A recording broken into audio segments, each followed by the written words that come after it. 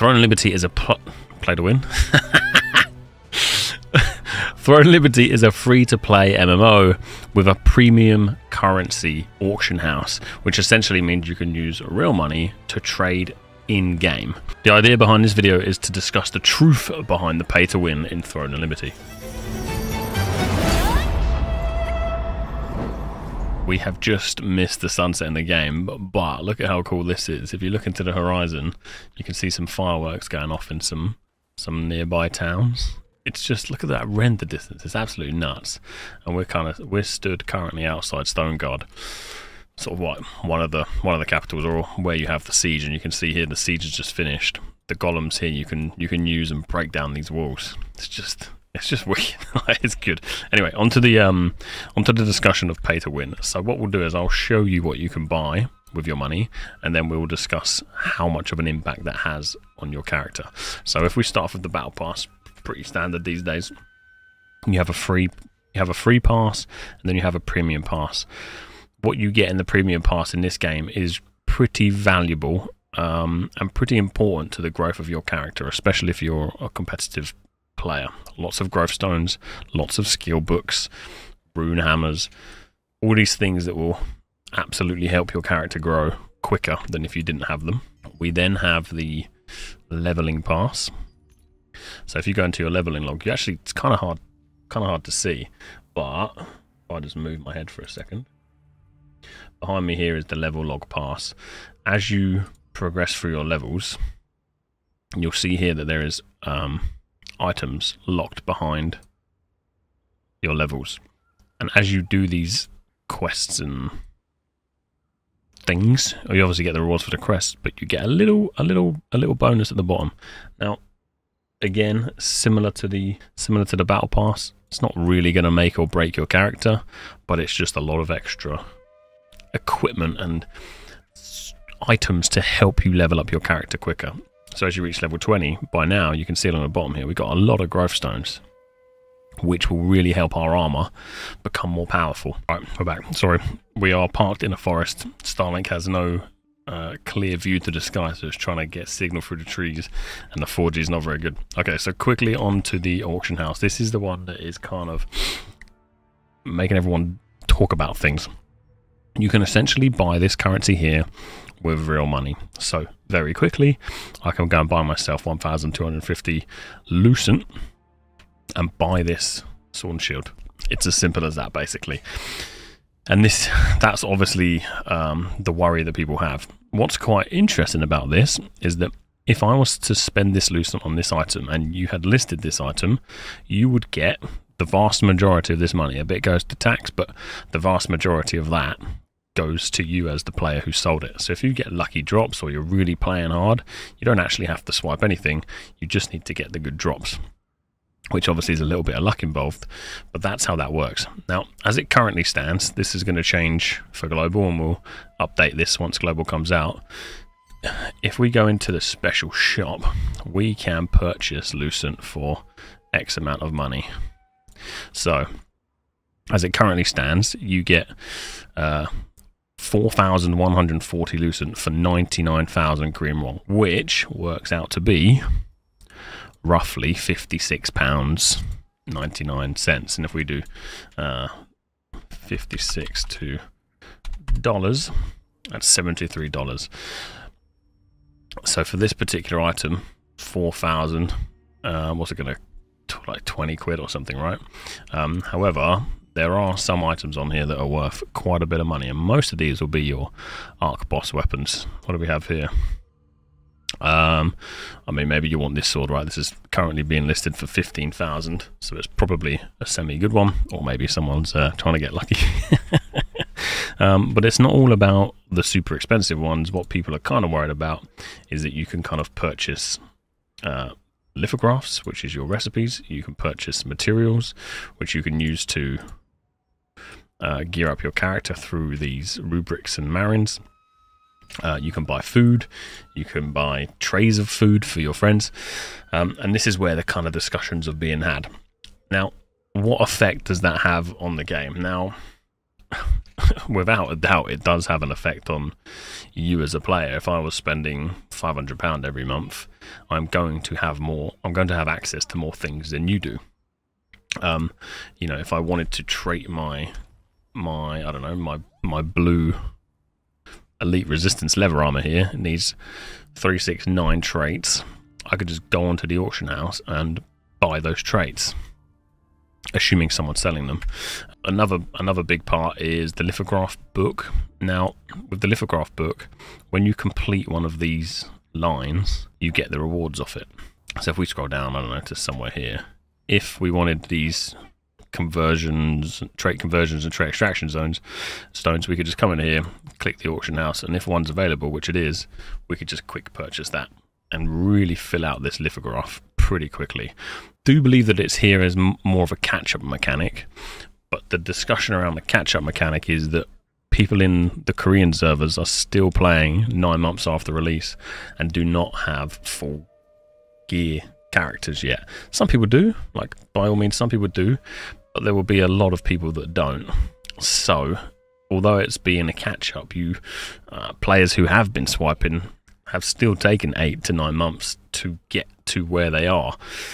Obviously, that's completely variable, depending on the player, depending on the circumstances, depending on so many things, so you can't really take that as a complete blanket statement, but that's essentially how some of the money works.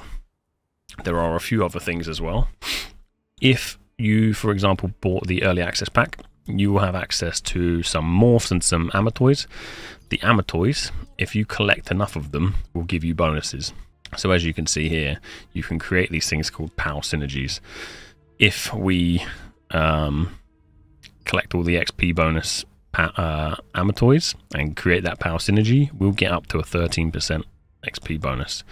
Gold bonus, abyssal token efficiency. This is pretty impressive, so you'd want to look at this. If you could get these, that would be great. Now, not all of these can be purchased, but some of them can. So this guy, the spiky anise, can be found in the maze at Burkham Manor. Let's have a little look on the side here.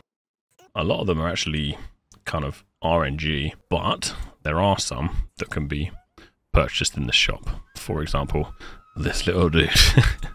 He comes from the store, and you need 350 Lucent to buy him. And as you now know, Lucent is your premium currency, which you pay with money to get. The final thing is the morphs. Again, the thing is, again, once you kind of progress enough through the game, these aren't going to make a difference on you whether you got them for free or, you know, someone else paid for them, because you're going to be level. You can get them for free. Obviously, not the ones that are only accessible in the shop, but you can get alternatives that will give you what you need anyway.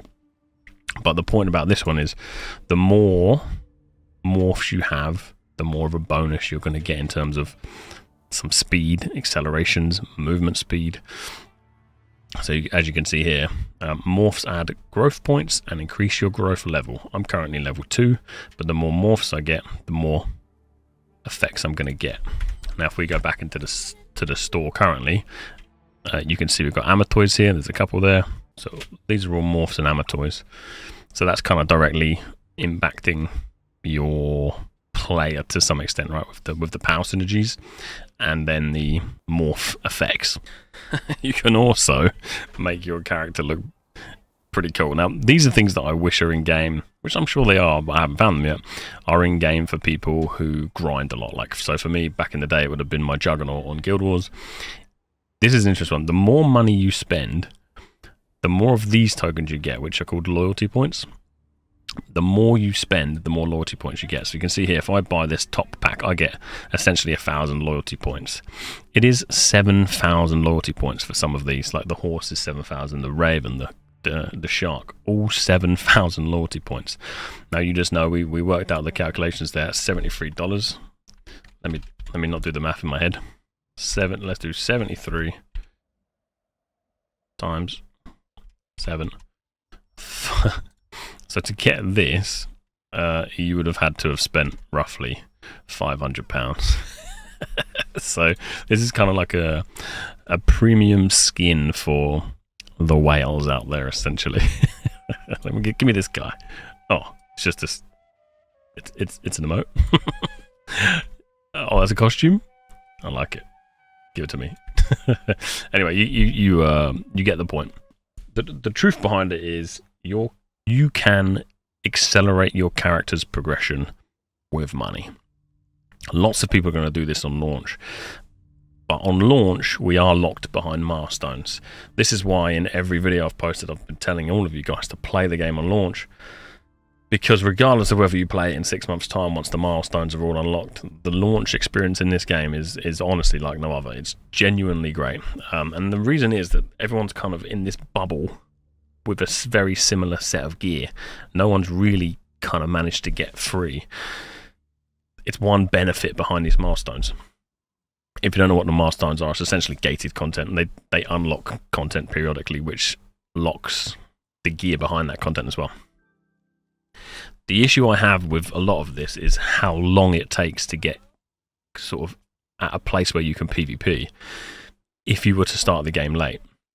Now, I've had a lot of backlash from some of you guys basically saying, well, you just need to grind, you know, it's an MMO, we need to grind, and I get that, and if you grind for 6 months and I grind for 1, you should be stronger than me, and I absolutely agree. What I don't agree with is how long it takes to get to a point where you can get involved in the PvP. If we fast forward 6 months from now, if I, as a semi-new player, let's say I've played for 6-7 weeks, I can't even step foot in any siege battle or any tax delivery mission, or even try and join a guild and get involved in any GVGs, it's going to be such a daunting experience for new players. I'm not expecting to compete. I'm just expecting to not get one shot. And I think they've started to address this. But this is where the money situation comes into play, because you can accelerate that process if you put money in, which I guess from a business point of view is exactly what they want you to do.